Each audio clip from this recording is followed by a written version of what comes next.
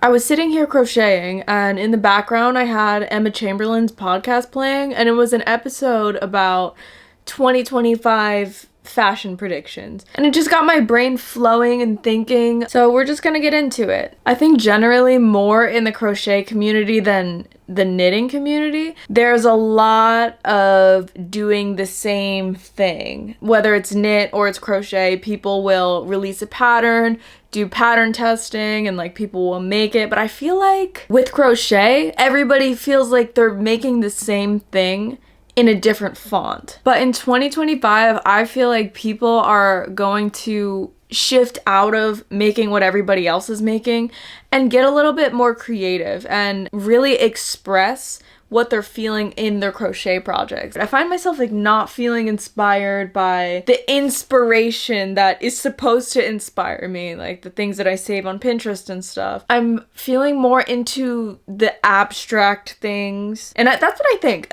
Abstract crochet will be a thing in 2025, but I mainly feel like whether it's abstract, whether it's like maximalist, whether it's minimalist, making something truly unique and one of a kind will be celebrated. Also, people are tired of overconsumption. Everything is copy and paste. You go to the mall and you're shopping for clothes and everything is the same shirt, the same thing in just a bunch of different sizes and different colors. And to really have truly the skill to be a crochet artist is like amazing in itself. So it's like, why not use that skill to your advantage to truly make something one of a kind? Don't get me wrong, like I think it will always be a thing where people want to remake something, especially if it's cute, especially if it's functional. Crocheting a pattern, I feel like will always be a thing. But I think in 2025, the patterns that people will buy are the things that you're not really seeing everywhere. And I think there's really something to feeling inspired about the end result just as much as creating the project, you know, from beginning, middle to end. And something that's pretty controversial. The next thing that I'm gonna talk about is fibers. Like, honestly, hear me out, because I know that in the fiber arts community, just generally, there is this whole conversation about acrylic yarn. It's not good for the environment, but people say that, you know, it's not sustainable, but it's affordable. And there's a side of people that is saying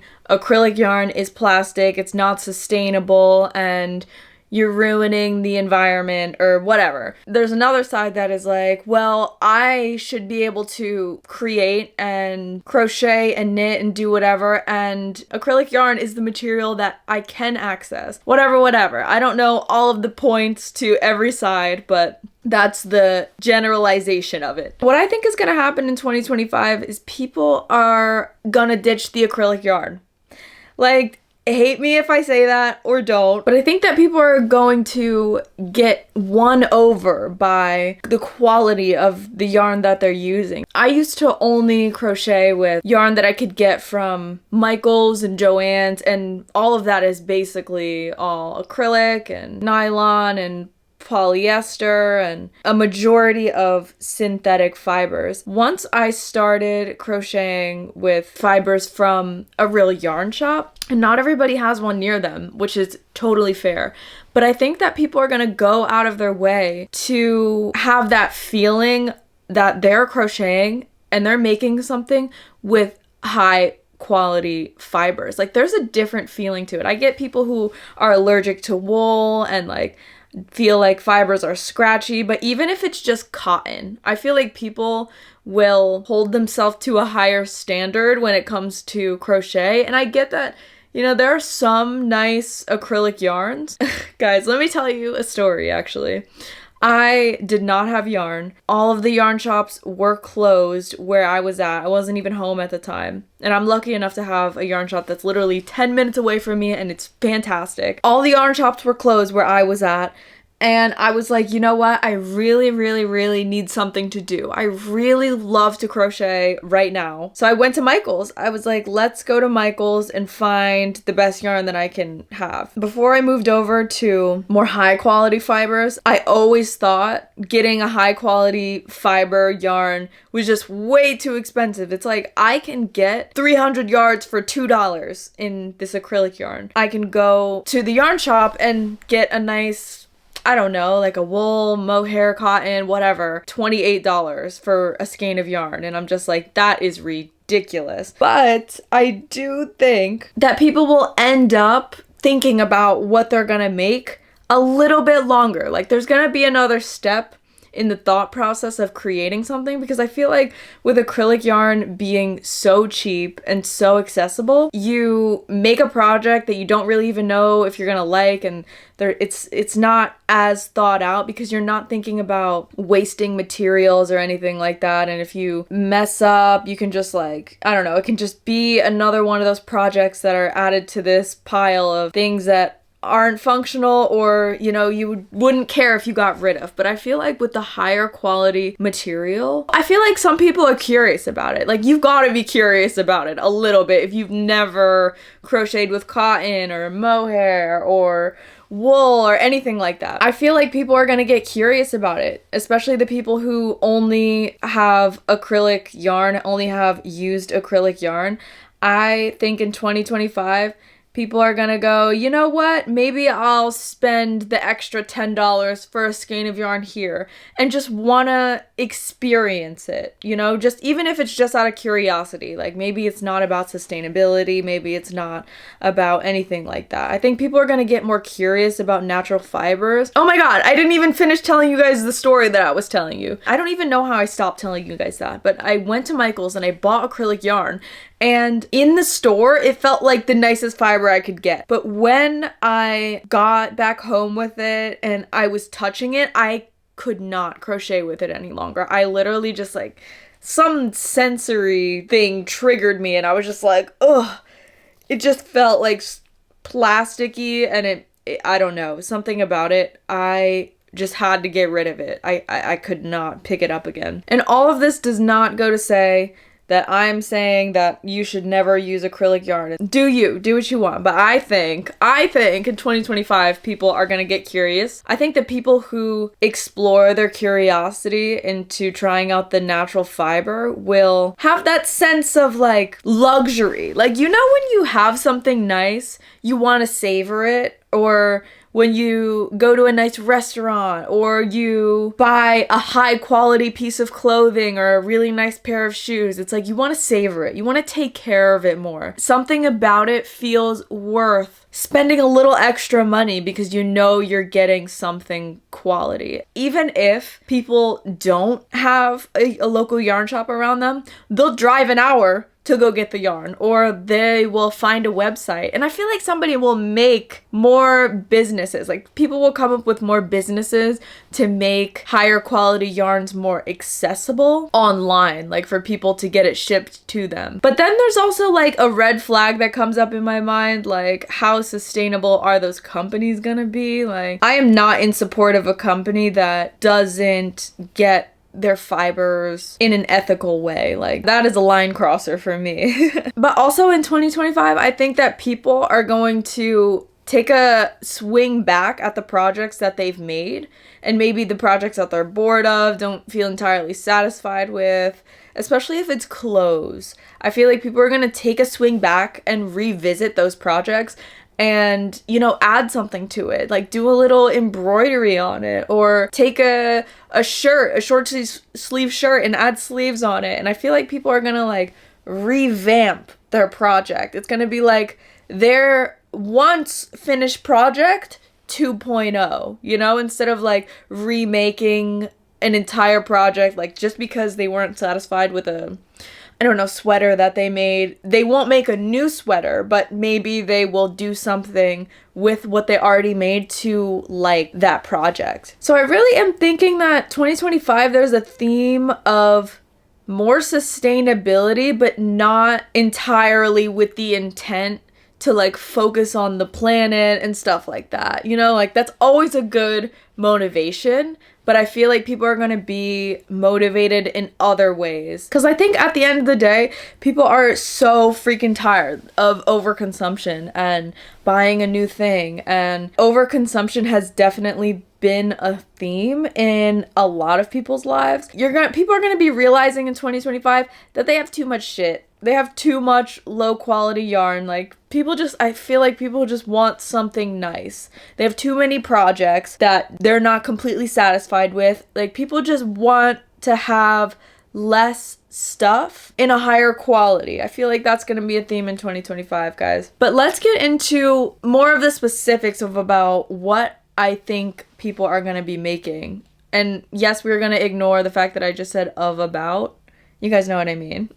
But something I have not been seeing a lot, and maybe it's because like I'm not exposed to the right side of social media, but I don't know. But I don't think people crochet pants as much as they would a shirt or, you know, things like that. I think crochet pants are gonna be coming in, and I also think crochet socks are gonna be coming in. There are artists out there that, you know, make the thing that's truly one of a kind and like have their crochet brands and make pants, make shirts, make sweatshirts, and like do this phenomenal thing. But I feel like it's gonna be more... It's going to trickle down into the smaller crochet artists, and I feel like people are going to explore making things for their own functionality and making things that they will truly love and wear. Like maybe even matching sets will be a thing. In fashion, I feel like matching sets have always been a thing because it's cute, it's chic. It's also something that I've been wanting to do is make a nice pair of pants that I would actually wear. Like I made a really bad pair of pants out of fully acrylic yarn. It worked up fast and the yarn was cheap, so I wasn't worried about that. But like I think in 2025 I want to make myself a nice pair of like lounge pants and like a nice pair of shorts, like cotton shorts, because I also find that people are tired of looking for something that fits them perfectly. Like just in general, crochet artist or not, I feel like people are tired of looking for something that fits them absolutely perfect, because it kind of goes hand in hand with the overconsumption of like you keep buying things, you keep trying things, you want to love it because it looks cute and it's trendy, but it's just not really something that you feel like picking up. And I think in 2025 crochet artists are going to be making something that's truly one of a kind out of high quality materials that works for them. I think our crochet and just fiber arts in general, people are going to be focusing inward into what works for me instead of creating to appeal to the people of the internet and things like that and to sell and sell. And like it makes me think what I'm truly trying to say is people are going to be paying attention to detail more, like all of the little details, the materials, how it fits them, like the whole 9 yards. I feel like people are going to be paying attention to all of the little details about what they're crocheting, because it makes me think, how many people use their crochet water bottle holders on a daily basis? Like, you know, those little sleeves for water bottles that, you know, are like bags at the same time that you can just like hold your water bottle as a bag. Like how many people use that on a daily basis?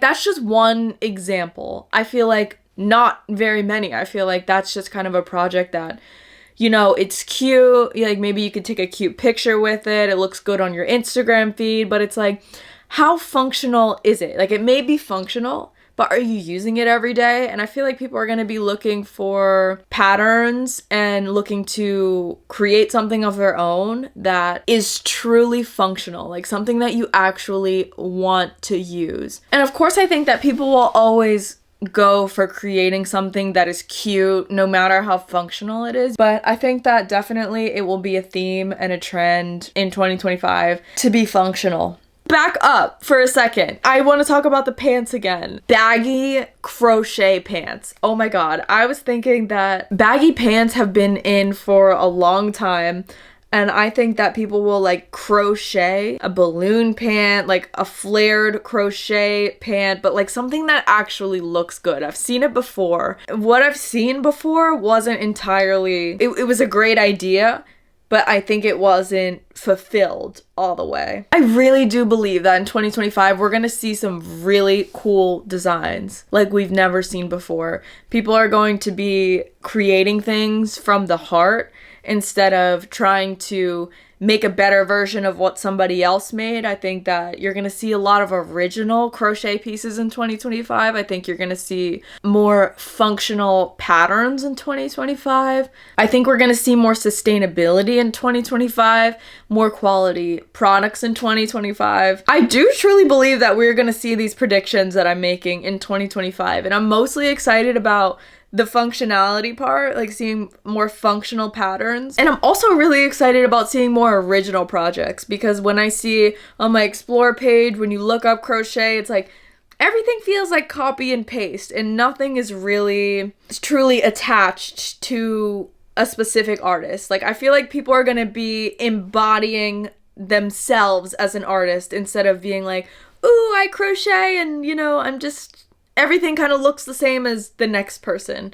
And of course, this doesn't discredit all of the artists there are out there that, you know, make their own things and love what they do. And, you know, these are just my predictions, okay? That wraps up all of my 2025 predictions, but I also want to let you guys know that this is my first YouTube video posting in a month, but I actually have been chatting. I have been chatting on another YouTube channel that I made because I just feel like I have so much to say. I have so many words and thoughts that I find myself literally just journaling and talking to myself out loud in my bedroom. So I made a brand new YouTube channel. If you guys want to tap in with me, have some uncensored conversations, I will link it down below. You guys are so welcome to join me over there. And I've got to admit, there's something a little uncomfortable about starting a new YouTube channel and being like, I'm literally kind of like podcasting and saying whatever I'm thinking, and it's so vulnerable, but I've been loving to do that lately. And starting that new channel, honestly, like, even though I just started it, it's opened my eyes up to what I want to do with my crochet channel and even my crochet projects. It's opened me up. It's opened up my mind to wanting to be more authentic on the internet instead of like